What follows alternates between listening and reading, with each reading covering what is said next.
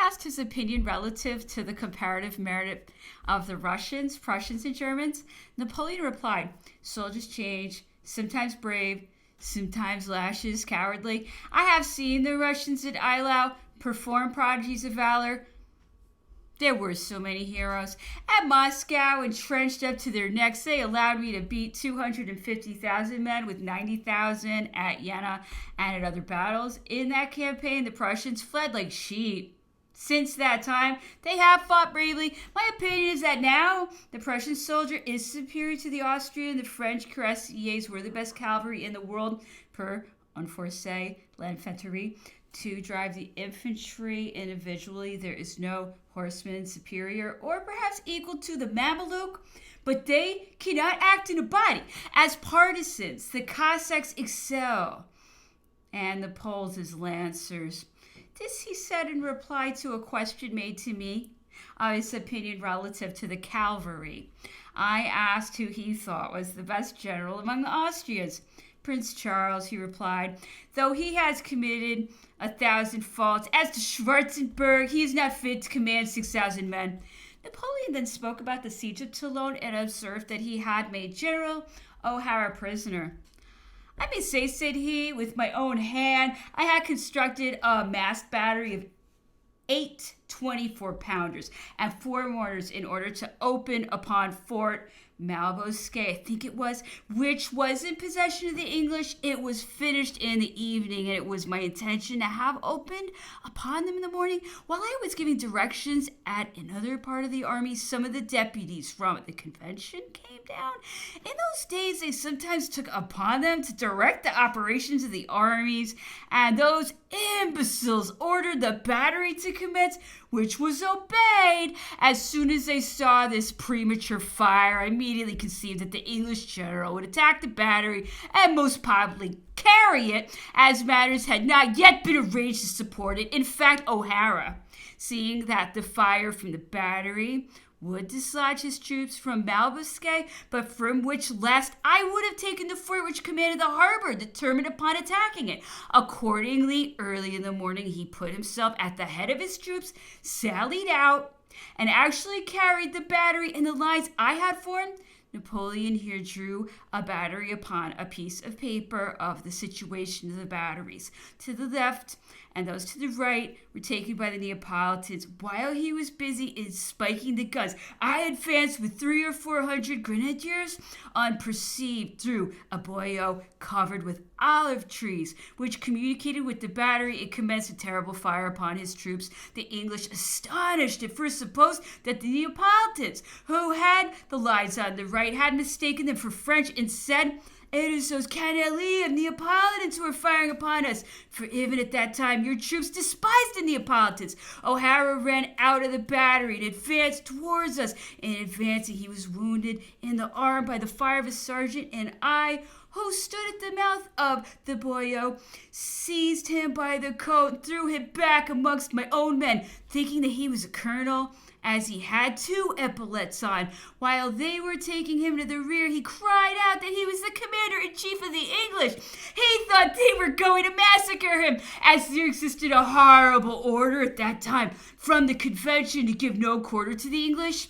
I ran up and prevented the soldiers from ill-treating him. He spoke very bad French, and as I saw that he imagined they intended to butcher him, I did everything in my power to console him and gave directions that his wound should be immediately dressed and every attention paid to him. He afterwards begged of me to give him a statement of how he had been taken in order that he might show it to his government in his justification. Those blockheads and deputies, continued he, wanted to attack and storm the town first, but I explained to them that it was very strong and that we should lose many men, and that the best way would be to make ourselves masters of the forts which commanded the harbor, and then the English would either be taken or be obliged to burn the greatest part of the fleet and escape. My advice was taken, and the English, perceiving what would be the result, set fire to the ships and abandoned the town. If a Labecchio had come on, they would have been all taken. It was Sidney Smith who set them on fire, and he would have burnt them all if the Spaniards had behaved well. It was the finest feu d'artifice fireworks possible. Those Neapolitans, continued he, are the most vile canali in the world. Murat ruined me by advancing against the Austrians with them. When old Ferdinand heard of it, he laughed and said in his jargon that they would serve Murat as they had done him before, when Championnet dispersed 100,000 of them like so many sheep with 10,000 Frenchmen. I had forbidden Murat to act. As after I returned from Elba, there was an understanding between the Emperor of Austria and me that if I gave him up Italy, he would not join the coalition against me. This I had promised and would have fulfilled it. But that imbecile, in spite of the direction I had given him to remain quiet, advanced with his rabble into Italy, where he was blown away like a puff. The Emperor of Austria, seeing this, concluded directly that it was by my orders, and that I deceived him. And being conscious that he had betrayed me himself before, he supposed that I did not intend to keep faith with him, and determined to endeavor to crush me with all his forces. Twice Murat betrayed and ruined me. Before, when he forsake me, joined the Allies with 60,000 men and obliged me to leave 30,000 men in Italy when I wanted them so much more elsewhere. At the time, his army was well officered by French. Had it not been for this rash step of Murat's, the Russians would have retreated, as their intentions were not to have advanced if Austria did not join the coalition, so that you would have left to yourselves and have gladly made a peace. He observed that he had always been willing to make a peace with England. Let your ministers say what they like, said he. I was always ready to make a peace.